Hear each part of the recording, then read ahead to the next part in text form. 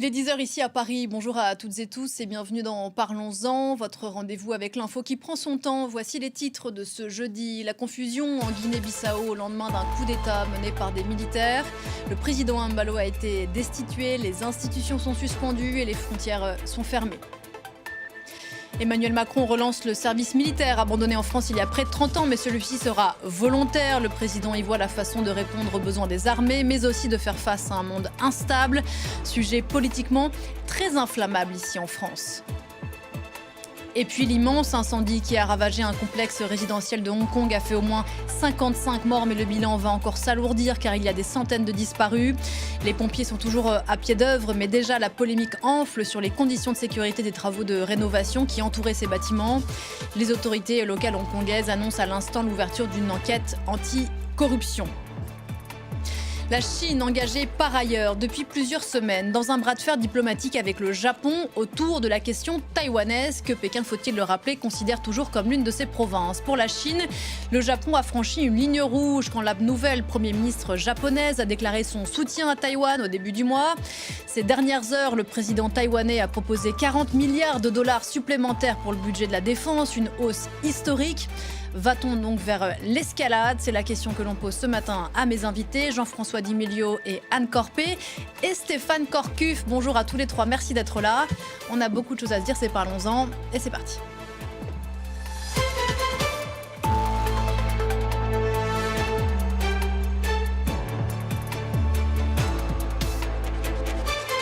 Bonjour Jean-François Di Milio. Bonjour. Et merci d'être sur ce plateau. Vous êtes le président du conseil d'orientation d'Asia Center et je signale la sortie de Asia Trends, qui est la revue semestrielle du centre où vous publiez des essais de jeunes chercheurs à propos de la géopolitique de la Chine. Justement, on est dans notre sujet. Bonjour Anne Corpé. Bonjour Pauline. Vous êtes ici chez vous, chroniqueuse internationale à France 24. Et à distance avec nous, et je vous en remercie, Stéphane Corcuff. Bonjour.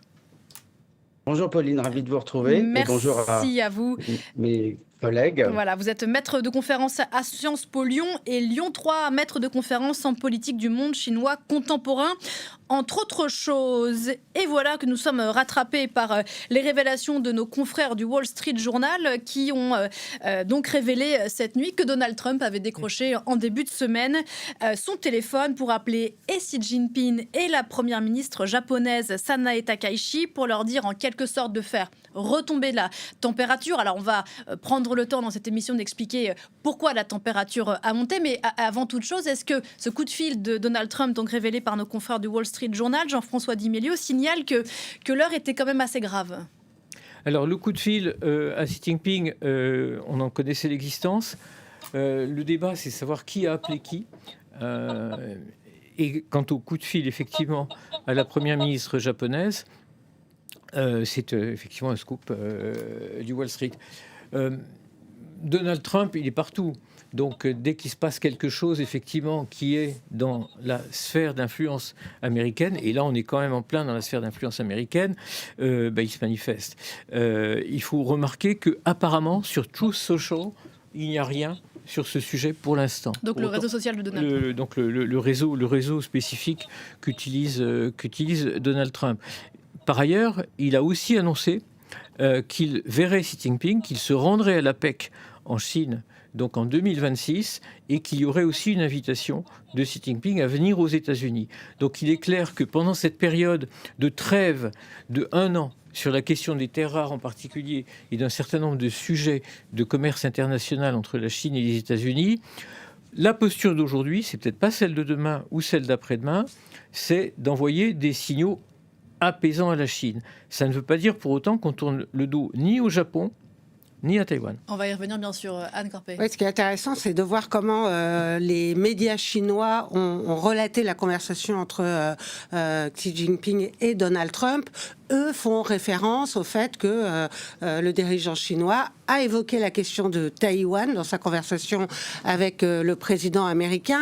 Et les termes employés comptent, puisque Xi Jinping a estimé que le retour de l'île à la Chine était une partie importante de l'ordre international d'après-guerre. C'est une référence à une déclaration de 1943 dans laquelle les Alliés s'étaient mis d'accord pour rendre à la République chinoise les territoires occupés par le Japon, dont Taïwan, sauf qu'à l'époque, il ne s'agissait pas de la Chine communiste. Ah non, alors on me dit que non. Justement, c'est toute la ruse de la déclaration chinoise. Il s'agit de rendre à la Chine les territoires pris par le Japon. Oui, c'est ce que c'est. Le Japon détient Taïwan depuis 1895 à travers un traité, Shimonoseki, qui résulte d'une guerre sino-japonaise. Rien à voir avec le militarisme japonais de 1933 et tout ce qu'on voudra sur la Mandchourie.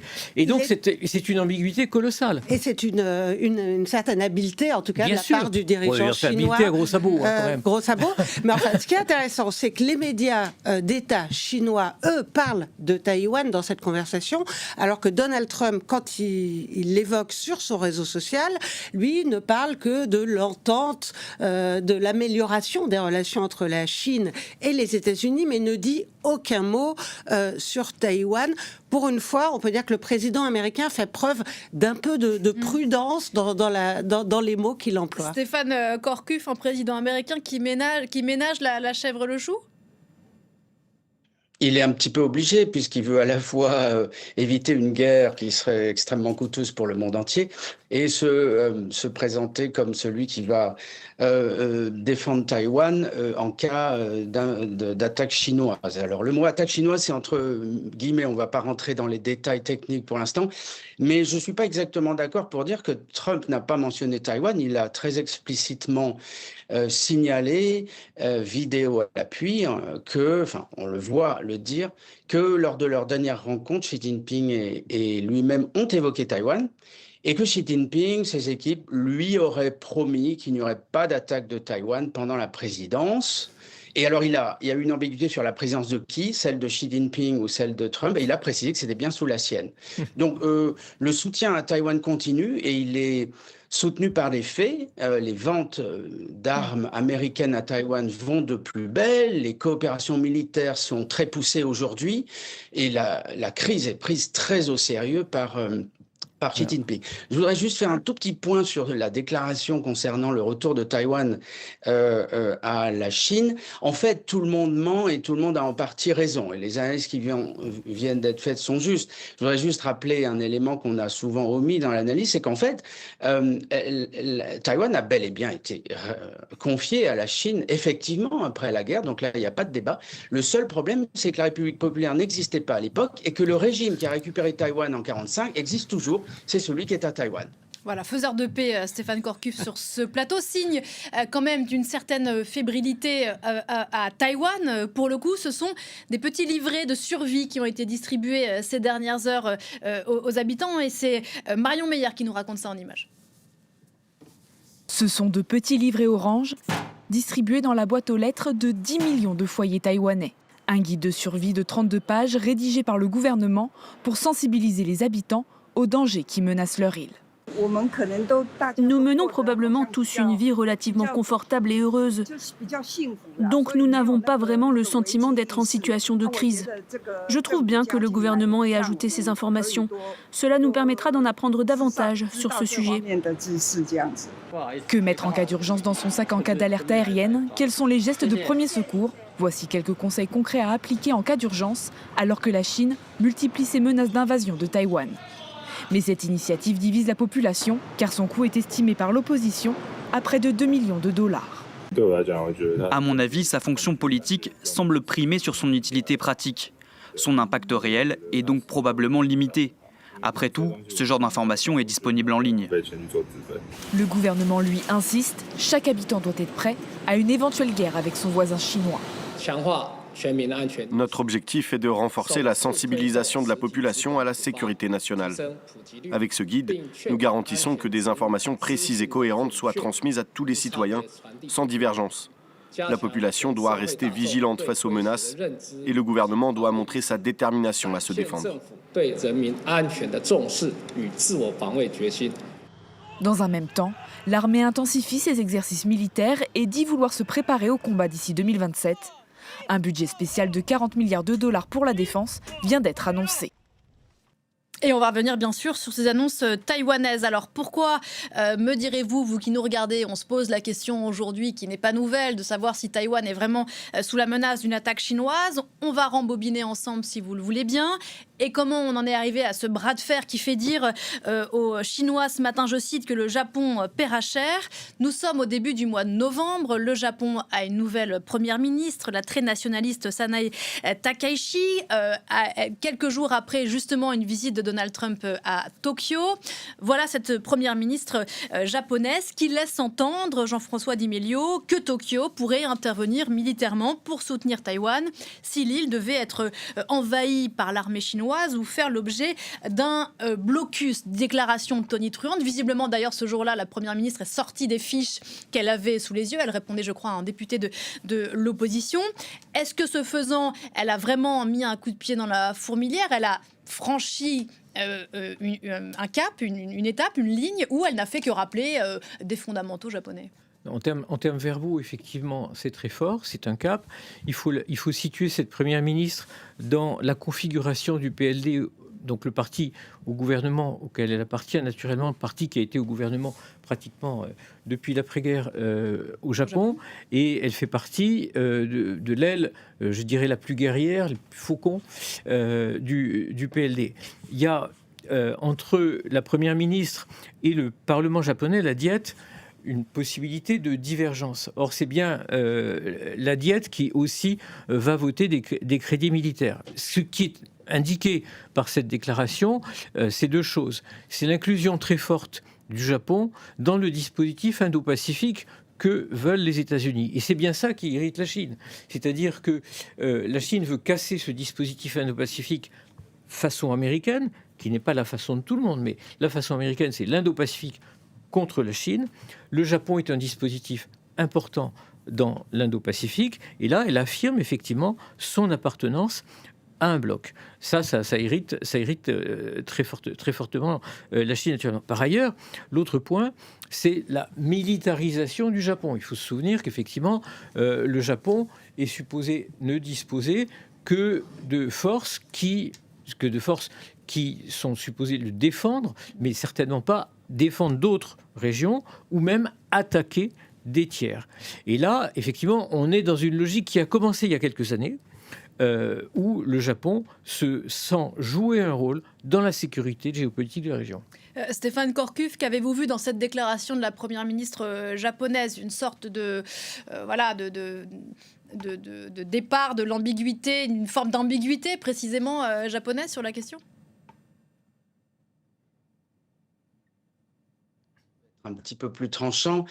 Bon, je souscris à ce qu'il a dit, évidemment. Je dirais plutôt quand même qu'il y a un rideau qui tombe au Japon avec l'admission officielle cette fois que le danger est proche et qu'une attaque de Taïwan, puisque c'était le sens de la déclaration de Mme Samaï, est une attaque directement sur le Japon, en tout cas qui menace directement la sécurité nationale du Japon. On avait à l'instant à l'écran une carte que vous avez projetée, où on voit bien l'archipel des Nansei qui part de Taïwan et qui va jusqu'à Honshu au sud du Japon. Voilà, merci de la remettre.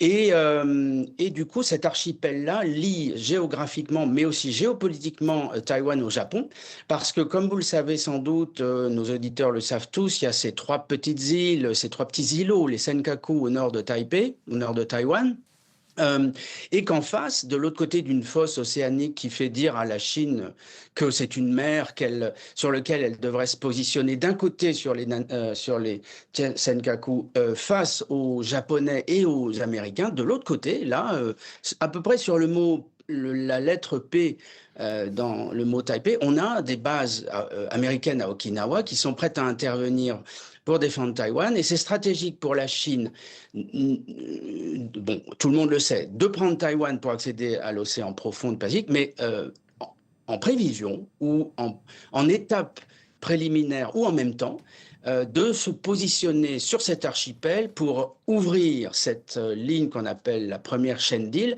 et avoir un deuxième accès. Il y a à peu près 15 installations militaires majeures américaines au Japon, il y a plus de 120 positionnements militaires américains au Japon de manière globale.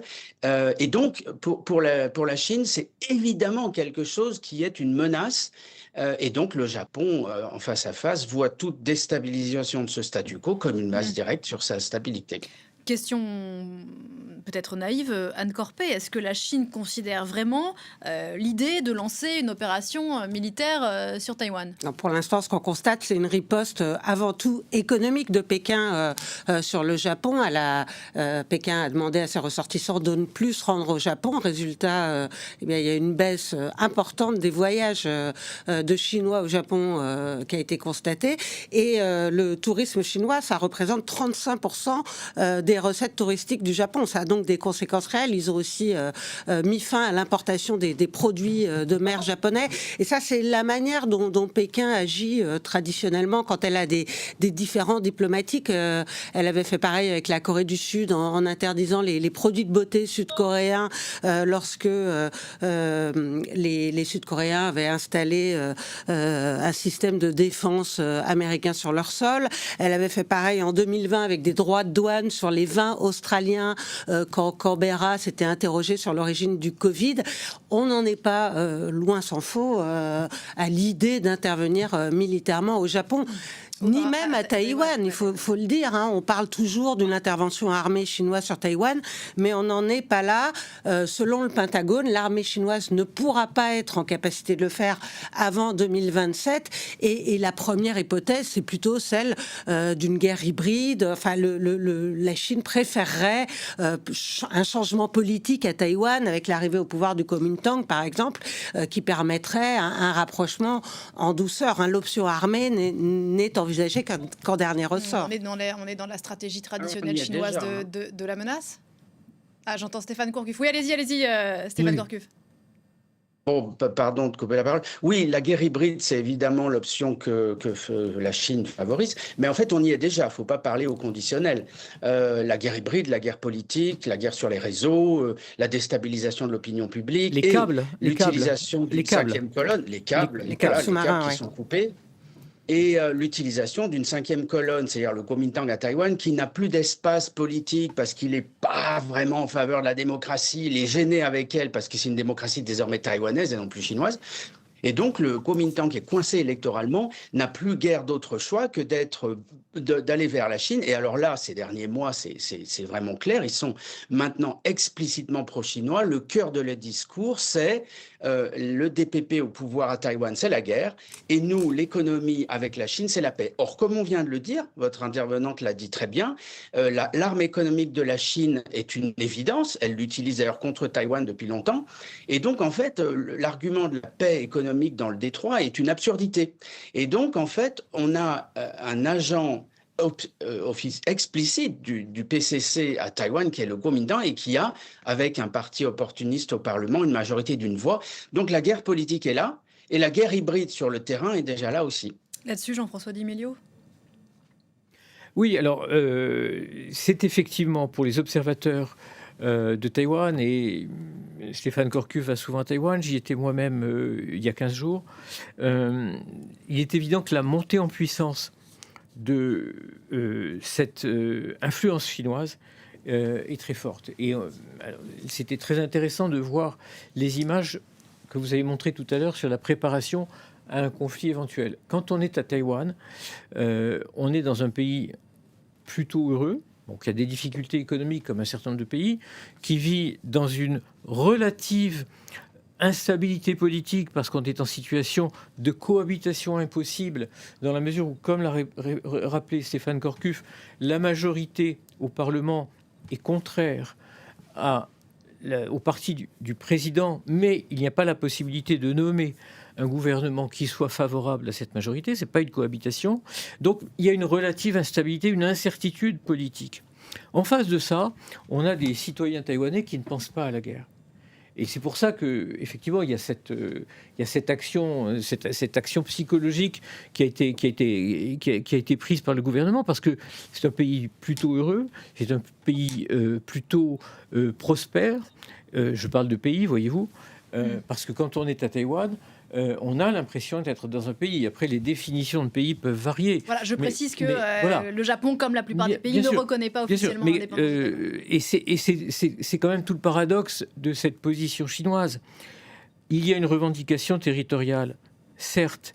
Il y a une action psychologique, comme l'a très bien dit Stéphane, d'un parti d'opposition qui a fait un virage non pas à 180 degrés, mais à 90 degrés extrêmement fascinant, parce que le Kuomintang a toujours été favorable à de bonnes relations avec la Chine, mais là, ce qu'on nous dit, c'est même plus de bonnes relations avec la Chine, c'est l'unification sur la terminologie taïwanaise ou réunification sur la terminologie chinoise. Donc là, effectivement, on a une situation qui est tout à fait étrange. Revendication territoriale, c'est justifié lorsque, par exemple, vous avez un parti sur place qui dit « nous voulons nous réunifier » et qui a une voix audible dans l'électorat. Mais on n'est pas en Ukraine où certaines parties de l'Ukraine, des habitants de l'Ukraine, manipulés ou pas, demandent le rattachement à la Russie. Ça n'est pas du tout le cas à Taïwan. Taïwan vit sa vie. On ne parle pas à Taïwan du souhait de se réunifier. Il y a donc une revendication territoriale qui peut être justifiée parce que la Chine a une lecture de l'histoire et des accords internationaux qui est la sienne. Je rappelle qu'en particulier sur la mer de Chine du Sud, elle a refusé la décision de la Cour internationale de La Haye parce qu'elle pense que la voix de la Chine n'a pas à tenir compte des accords internationaux. Aujourd'hui, l'accord international, c'est le statu quo sur Taïwan. C'est le seul mot qui compte. Et la population taïwanaise n'est pas demandeuse, comme peut-être une partie de la population de l'Ukraine de l'Est le serait. Oui, alors on pourrait débattre, mais c'est un autre sujet quant aux Ukrainiens. Non, mais on le rapproche souvent. J'en parle parce que dans l'esprit chinois et dans l'esprit de beaucoup d'analystes, Ukraine-Taïwan, symétrie. Oui, alors comparaison n'est pas raison, vous le savez sans doute mieux que moi. Mais alors justement, puisqu'on parle des Taïwanais, on va y aller à Taipei, retrouver notre correspondante Suzanne Duroy. Bonjour Suzanne. Dans un instant, vous nous direz précisément ce que les Taïwanais pensent de ces menaces et de ce bras de fer qu'ils suivent à distance entre Pékin et Tokyo. Mais je le disais tout à l'heure, le président taïwanais, qui est pour le coup, lui, un partisan de la ligne dure vis-à-vis de Pékin, a fait cette annonce il y a 24 heures de son souhait de voir le budget de la défense drastiquement augmenter à plus de 40 milliards de dollars. Le Parlement, on a expliqué le paysage politique taïwanais doit encore en débattre, mais pourquoi faire ces 40 milliards ? Alors oui, effectivement, ce budget qui a été annoncé par le président taïwanais va permettre l'année prochaine d'être supérieur en fait à 3% du PIB du pays. Et puis à terme, il faudra que ce budget de la défense, selon le président, atteigne 5% du PIB du pays. Alors il va permettre en fait de financer des projets colossaux, notamment le T-Dome. C'est une infrastructure de défense aérienne qui a été annoncée par le président taïwanais il y a 2 mois. Ça implique des avions militaires, des drones, des missiles balistiques, donc des dépenses qui sont colossales. Et puis l'idée aussi de cette annonce budgétaire, c'est aussi d'envoyer un message à l'administration de Trump. Trump a souvent souligné que Taïwan devait augmenter le budget de la défense jusqu'à 10% de son PIB. Alors le message a été entendu aux États-Unis, mais le plus dur reste à faire, c'est-à-dire qu'il va falloir convaincre le Parlement. Et cela, c'est une affaire qui va être très compliquée. Et précisément, comment est-ce que les Taïwanais qu'on entendait au début de cette émission, après ces distributions de livrets de crise, vivent-ils ces menaces et ces tensions qui se corsent entre Pékin et Tokyo ? Alors justement, les Taïwanais, ils se montrent très reconnaissants, même touchés par le soutien qui a été ainsi émis par le Japon. Le président taïwanais avait réalisé une vidéo de soutien la semaine dernière, de soutien aux Japonais. Il se filmait en train de manger des sushis et il déclarait « c'est peut-être le moment idéal pour déguster des plats japonais ». Mais alors ces tensions finalement entre le Japon et la Chine ici à Taïwan, on ne les ressent pas vraiment concrètement. En fait, elles ciblent surtout le Japon. Le Japon a été la cible d'exercices militaires la semaine dernière, mais pas Taïwan. Ce qui peut paraître assez surprenant parce que l'année dernière, Taïwan avait fait l'objet de 3 grandes manœuvres militaires. Alors, on a un peu l'impression donc que le ton de Pékin s'adoucit, mais finalement, c'est peut-être simplement que sa stratégie a évolué, mais son objectif d'unification reste en revanche inchangé.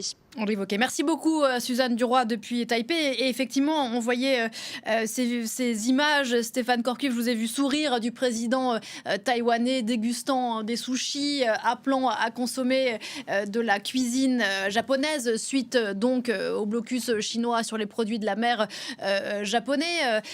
Qu'est-ce que ça dit, ça ? Déjà, le gouvernement du DPP, le Parti démocrate progressiste, a toujours été plus pro-japonais que le Kuomintang, qui hérite de la guerre civile contre les Japonais, etc., etc. Enfin, la guerre civile et la guerre contre les Japonais. Bon, donc au DPP, on a toujours était plus favorable au Japon, notamment parce que juste dans l'après-guerre, le Kuomintang et Chiang Kai-shek, la République, ont massacré les Taïwanais juste après le retour de Taïwan, la cession de Taïwan à la Chine. Et du coup, les Taïwanais, ils se sont dit, finalement, les colons japonais, c'était pas si mal par rapport aux Chinois. Et depuis, ça a beaucoup imprimé la marque, ça a beaucoup marqué l'identité nationale des Taïwanais et notamment de tous les dits indépendantistes. Voilà, puisqu'on a parlé de ce mot indépendantiste tout à l'heure entre vous et Pauline et Jean-François, juste une toute petite clarification. C'est vrai que le mot pays est ambigu. Voilà, mais en fait, le mot pays est ambigu parce que pays, c'est une population, comme on l'a défini, intérieure. Mais le territoire et le gouvernement, la constitution, le régime, tout ça est très clair. C'est un État. Il y a peut-être un débat pour savoir si c'est un pays, mais il y a un État, il est souverain, il est indépendant, ça s'appelle la République de Chine. Et ça, c'est important parce que vous disiez peu de pays, et notamment le Japon, ne reconnaissent pas l'indépendance de Taïwan. Mais en fait, il n'y a pas de reconnaissance diplomatique du régime, ce qui ne veut pas dire qu'on estime qu'il n'existe pas. Simplement, Pékin impose la non-reconnaissance de Taipei, mais c'est en suivant Pékin qu'on ne le fait pas. Mais si on avait la liberté de le faire, tout le monde le ferait. Taïwan est l'un des pays les plus internationaux au monde, avec une présence diplomatique non officielle parmi les premières au monde. Voilà, c'est juste un petit élément que je voulais rajouter. Mais oui, mais cette émission est l'occasion de prendre le temps d'apporter des précisions. Alors, Anne Corpé, Suzanne Duroy le rappelait depuis Taipei. Donc, c'est ce souhait de la part du président taïwanais de voir le budget de la défense augmenter intervient peu après cette validation de vente américaine de matériel militaire à Taïwan. 330 millions de dollars, ça fait quand même beaucoup de millions. Et on en revient sur la stratégie américaine vis-à-vis de Taïwan. Alors, on disait tout à l'heure que Donald Trump avait essayé de calmer un peu le jeu du côté de la première ministre japonaise. Quid de la position américaine sur Taïwan ? C'est ce qu'on appelle l'ambiguïté stratégique. Donc, ils ne reconnaissent pas officiellement l'État taïwanais, mais peu après l'établissement de relations diplomatiques avec la République populaire de Chine, les Américains ont inscrit dans leur loi l'obligation de répondre, de fournir à Taïwan les moyens de se défendre. C'est le Taiwan Relation Act. Et cette loi qui a été votée par le Congrès n'a jamais été remise en cause par quiconque, et notamment pas par Donald Trump. Il faut d'ailleurs souligner que lors de son premier mandat, Donald Trump a fourni plus de matériel militaire à Taïwan que ne l'a fait ensuite Joe Biden. Mais dans les mots qu'il emploie, Donald Trump est plus ambigu parce que Joe Biden, lui, avait dit clairement que les États-Unis interviendraient si Taïwan était attaqué par la Chine. Et Donald Trump, lui, n'est pas allé jusque-là. Il ne veut évidemment pas se heurter de manière trop frontale à Pékin, surtout en pleine négociation commerciale. Mais il faut savoir que le Pentagone, lui, se prépare activement à une éventuelle intervention chinoise, que les Américains ont un dispositif militaire très impressionnant dans la région et que vraisemblablement ils ne laisseront pas faire les Chinois, d'autant que pour eux Taïwan est absolument stratégique, notamment du fait de la production de semi-conducteurs cruciaux pour l'industrie américaine, et puis aussi parce que le détroit de Taïwan, c'est un lieu de circulation essentiel pour le commerce mondial. Et c'est d'ailleurs la région du monde, on l'oublie souvent vu d'ici en Europe, mais qui intéresse en premier lieu les Américains. Alors précisément, ambiguïté toujours de Donald Trump. Je vous vois tiquer, oui. Jean-François Dimélio. Oui, parce qu'à Taïwan, le sentiment a beaucoup évolué dans les 5 ou 6 dernières années. Là encore, je fais référence aux conversations que j'ai pu avoir et qu'on a tous les uns et les autres avec la population taïwanaise, le type de confiance vis-à-vis des États-Unis qui existait autrefois, fondé bien sûr sur le Taiwan Relations Act, mais aussi fondé sur énormément de liens, c'est-à-dire les études qu'on va faire aux États-Unis, la proximité de pensée, s'évapore progressivement. Ça a effrité avec le temps ? Avec Donald Trump, qui est un facteur d'incertitude pour tout le monde. Peut-être aussi une affirmation d'identité taïwanaise, puis l'instabilité générale du monde. C'est-à-dire que la population taïwanaise est aux aguets et aux écoutes peut-être de façon encore plus aiguë et plus informée, désinformée aussi parfois, que la population française, comprend parfaitement ce qui se passe dans le monde, et on sait qu'on est dans un monde d'incertitude aujourd'hui. Vous rajoutez Trump ou vous mettez Trump effectivement au départ de toutes ces incertitudes, et ça fait un climat à Taïwan qui clairement conduit à se concevoir comme dépositaire de la sécurité de Taïwan par opposition à la confiance qu'on pourrait faire à des tiers qui interviendraient. Ça a beaucoup changé. Et alors, le parti au pouvoir, effectivement, le DPP, donne des gages aux États-Unis, mais il faut rappeler aussi que Lai Ching-te, contrairement à ses prédécesseurs ou prédécesseuses, comme on dit en mauvais français, n'a pas pu faire son escale stratégique aux États-Unis et donc a annulé un voyage en Amérique latine où il reste quelques relations diplomatiques à Taïwan, du fait de l'impossibilité de faire cette escale qui, en général, permet au président de Taïwan de s'entretenir avec des parlementaires américains. Ça n'a pas été possible, c'est de la faute de Donald Trump. Donc, il est clair que Donald Trump envoie des signaux mixtes. Il ne l'a pas souhaité, Donald Trump ?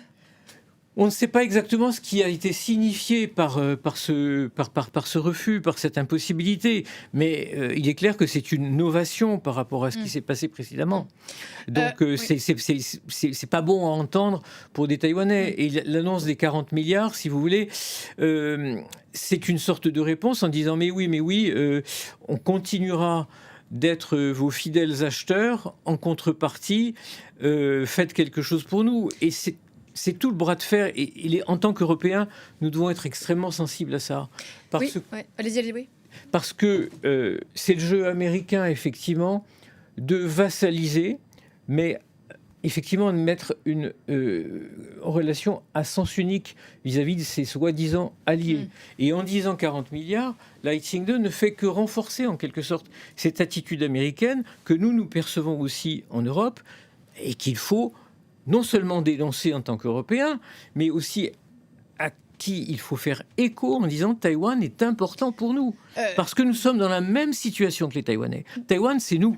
D'où le volet du discours du président taïwanais qui est de dire on voudrait pouvoir assurer notre propre sécurité. Alors j'entends ce que vous dites sur l'effritement de la confiance des Taïwanais vis-à-vis du protecteur américain. Stéphane Corcuff, pour autant, si on est, enfin vous le savez mieux que moi, si on regarde l'état des forces en présence, si attaque, si crise majeure militaire il y a avec la Chine, Taïwan n'y arrivera pas tout seul. Bon, probablement, c'est probablement très vrai. Cela dit, comme l'a dit, je me trouve très justement Jean-François, ils sont acculés à prendre cette décision de pouvoir avoir un jour à se défendre tout seul. Parce qu'il peut y avoir une fenêtre d'opportunité, comme on dit en anglais, à un moment, une vacance du pouvoir aux États-Unis ou un deal secret sur le dos de Taïwan. J'y crois peu, j'y crois même, pour être honnête, pas du tout. Mais enfin, il faut toujours être prêt. Oui, Donald Trump peut être surprenant. Oui, mais pour ce qui est de Taïwan, je crois fermement à sa résolution de ne pas laisser la Chine attaquer. Et c'est la distinction entre défendre Taïwan et ne pas laisser la Chine attaquer. J'ai bien entendu tout ce que vous avez dit les uns les autres. C'est vrai qu'il n'a pas fait ou dit ce qu'a dit Biden dans sa présidence, mais en même temps, il ne l'a pas renié. Voilà, donc on peut considérer que ce qu'a dit Biden implique les États-Unis, et Donald Trump n'est pas revenu dessus. Joe Biden avait dit pour mémoire très clairement qu'il interviendrait, oui, yes, it's a commitment, si la Chine attaquait. Bien, donc on peut considérer que Donald Trump tient ça comme acquis, et effectivement, un paradoxe assez savoureux est que, effectivement, comme vous l'avez dit, il est modéré, il ménage la chèvre et le chou, on va dire, et en fait, la modération est de mise, mais les rôles sont comment dirais-je, distribués. C'est-à-dire que dans l'exécutif américain, ce qui énerve toujours la Chine, parce que la Chine, c'est un pays autoritaire et même néo-totalitaire à mon sens, et du coup, toutes les décisions sont prises par le bureau politique, voilà, et particulièrement par Xi Jinping. Bien.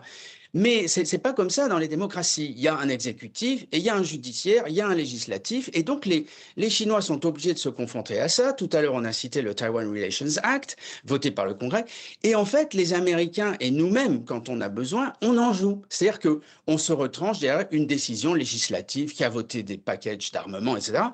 Et ce qui se passe très clairement depuis le début de la deuxième présidence de Trump, c'est qu'en fait, il a donné des signes comme quoi c'était pas un va-t-en-guerre, qui ne voulait absolument pas d'un conflit à Taïwan, mais qu'en même temps, il n'était pas si clairement, il n'a pas dit non, oui, on interviendra.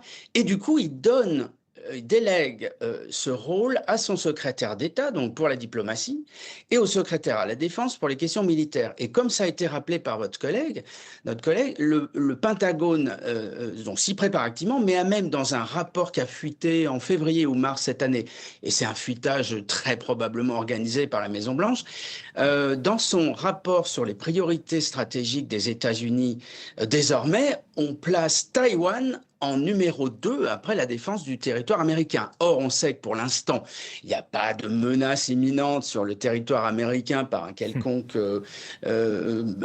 pouvoir russe ou chinois ou nord-coréen. Et du coup, ce qui est intéressant, c'est que Taïwan devient la priorité stratégique numéro 1 et on sait très bien pourquoi, le Pacifique, empêcher la Chine de devenir une puissance militaire, la première puissance militaire globale, et puis les semi-conducteurs et l'intelligence artificielle.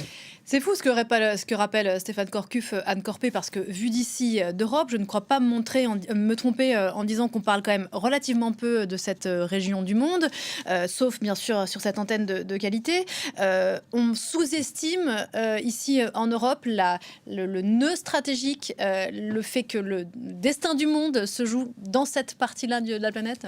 Il faut dire qu'on est occupé par le conflit en Ukraine qui nous touche beaucoup plus directement et que c'est vrai qu'on a du mal à se projeter sur ce terrain plus éloigné et où la conflictualité, elle est latente, mais il n'y a pas de risque de guerre imminent. Encore une fois, pour l'heure, l'armée chinoise, même si elle se développe de manière très rapide et plutôt inquiétante, n'a pas encore les moyens d'investir Taïwan, qui n'est pas une île facile à conquérir. Hein. Il y a pas, elle n'est pas bordée de plages accessibles aux navires chinois. Donc oui, on est un peu loin de ça.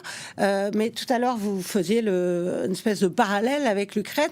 Et je me suis dit, en fait, si c'est le Japon qui pourrait se retrouver dans la position de l'Europe vis-à-vis de Taïwan, comme nous le sommes vis-à-vis de l'Ukraine, en cas de lâchage par les États-Unis, qui semble, et je suis d'accord avec votre invité, peu probable. Je n'y crois pas, moi non plus. C'est vrai que Pete Hegseth, le secrétaire à la Défense, est assez virulent sur la question. Il en avait parlé d'ailleurs au dialogue de Shangri-La à Singapour.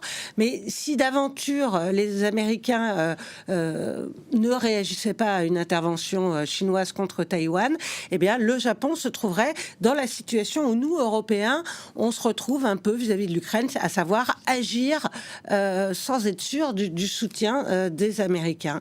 Mais c'est vrai que pour l'instant, on n'a pas les yeux braqués ici en Europe sur ce qui se passe dans ce détroit, pourtant effectivement essentiel pour le commerce mondial. Alors notamment. on les aura peut-être un peu plus la semaine prochaine, car le président Macron sera en Chine mercredi et jeudi prochain, dans cette région ô combien stratégique et un peu sous tension.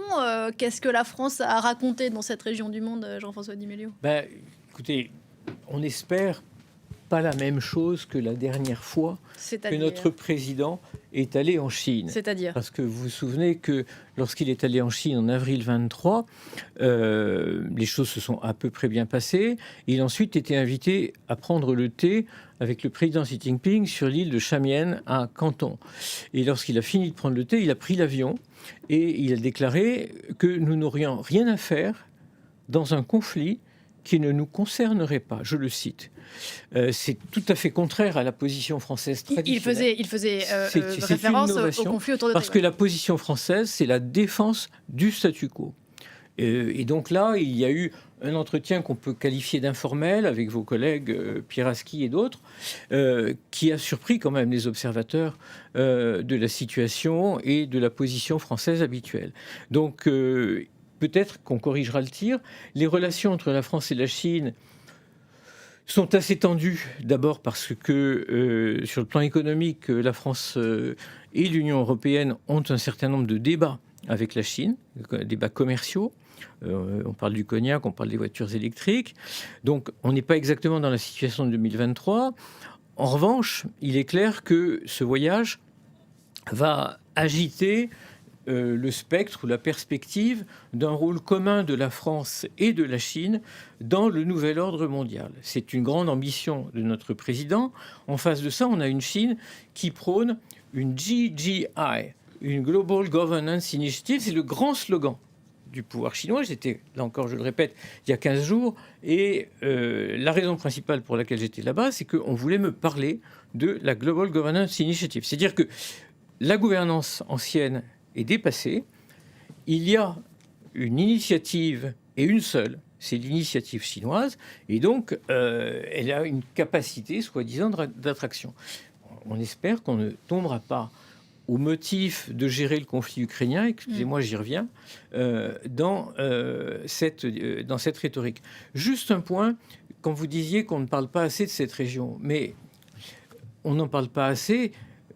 Naturellement, c'est la région du monde qui concentre le plus fort PIB. C'est la région du monde dans laquelle il y a le commerce international le plus fort. Et nous pensons à tort qu'effectivement, parce que nous sommes ici, que nous avons nos problèmes quotidiens, eh bien, nous sommes le centre du monde. C'est fini. Nous ne sommes plus le centre du monde. Comme vous le faites justement, vous le disiez dans les bonnes antennes, le public a l'importance de l'Indo-Pacifique. Stéphane Corcuff, quand Jean-François Di Meglio rappelait ses propos du président Macron en 2023, la France pas concernée par un conflit autour de Taïwan, est-ce qu'on pourrait l'entendre à nouveau dans la bouche du président Macron 2 ans plus tard, presque 3 ans plus tard, après cette visite prévue la semaine prochaine à Pékin ? Je ne pense pas, mais la question que pose Jean-François est vraiment pertinente. Je ne pense pas parce que le président Macron s'est pris une volée de bois vert incroyable sur toutes les antennes francophones et sans doute ailleurs, avec un argument qui est tout simple. Il dit, on n'a pas à intervenir là-dedans parce qu'on doit penser avant tout à l'indépendance stratégique de l'Europe. Et il a manqué d'être visionnaire sur ce point parce que l'indépendance stratégique de l'Europe passe précisément par la défense de Taïwan et de ses semi-conducteurs. Donc je pense qu'il a retenu la leçon. D'ailleurs, quelques jours après cette épouvantable déclaration, il a fait une déclaration à l'Élysée en disant qu'il avait été surpris par l'intensité des critiques et qu'il avait été mal compris.